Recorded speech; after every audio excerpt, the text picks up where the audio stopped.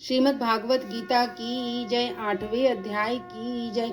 देवलोक में जात है जो देवन के दास, जो नर मेरे भक्त हैं मुझे जानते नाथ, केवल मेरी भक्ति में रहते हैं दिन रात। अंत काल सिमरे मुझे हे अर्जुन जो वीर, भूत लोक पाते वही जिन्हें भूत की आस।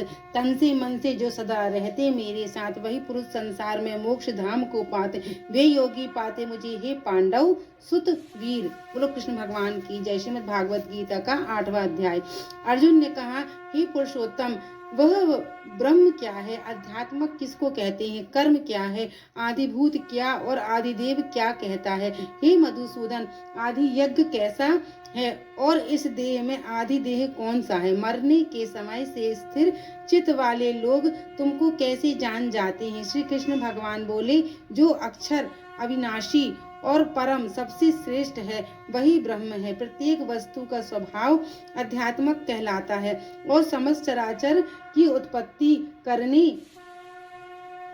करने वाला जो विस्वर्ग है वही कर्म है। जो देह आदि नाशवान वस्तुएं हैं वही आदिभूत कहलाती हैं। विश्व रूप जो विराट पुरुष है वही आदि देव है। और हे पुरुषों में श्रेष्ठ, इस देह में मैं ही आदि यज्ञ हूँ। जो अंतकाल में मेरा ध्यान करता हुआ शरीर त्याग करता है वह निसंदेह मेरे शरीर को प्राप्त होता है। हे कुंती पुत्र, अंत समय में मनुष्य जिस वस्तु का स्मरण करता हुआ शरीर त्यागता है वह उसी को पाता है। इस कारण सदैव मुझ में ही मन और बुद्धि को लगाकर मेरा ही स्मरण करते हुए संग्राम करो। निसंदेह मुझ में आ मिलोगे। सब इंद्रियों द्वारों को रोककर, मन को हृदय में धारण कर, प्राणों को मस्तक में ले जाकर समाधि योग में स्थिर इस ओम अक्षर का उच्चारण करता हुआ जो देह त्यागता है उसे मोक्ष रूप उत्तम गति प्राप्त होती है।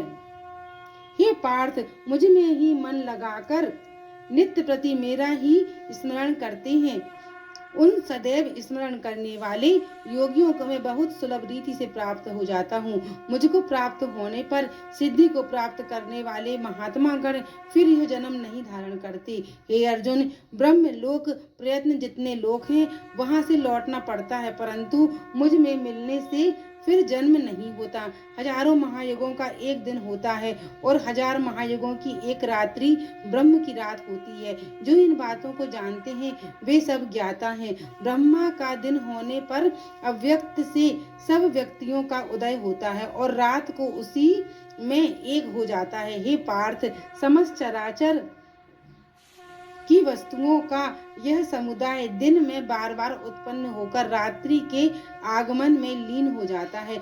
इस अव्यक्त से परे दूसरा सनातन अव्यक्त यह है जो इन सब के नष्ट होने पर भी कभी नष्ट नहीं होता।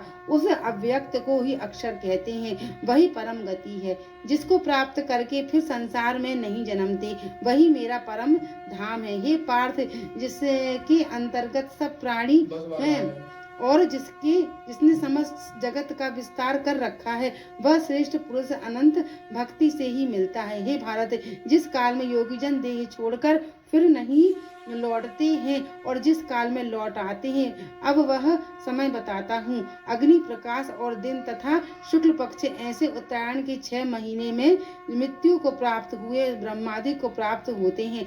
धूमपान कृष्ण पक्ष दक्षिणायन के 6 महीने इनके मध्य गमन करने वाले चंद्रमा की ज्योति को पहुँचते हैं और लौट आते हैं। संसार को नित्य चलाने वाली शुक्ल और कृष्ण नाम की 2 गतियां हैं। एक के आने पर लौटना पड़ता है और दूसरी पर फिर लौटना नहीं होता है। हे पार्थ, योगी इन दोनों का तत्व जानता है, इसी से मोह में नहीं फंसता है। एवं हे अर्जुन, तुम सदा योग युक्त हो। वेद यज्ञ तप और दान में जो पुण्य फल बताए हुए हैं, योग से उन सबको अधिक ऐश्वर्य प्राप्त होता है और सर्वोत्तम स्थान पाता है। बोलो श्री कृष्ण भगवान की जय।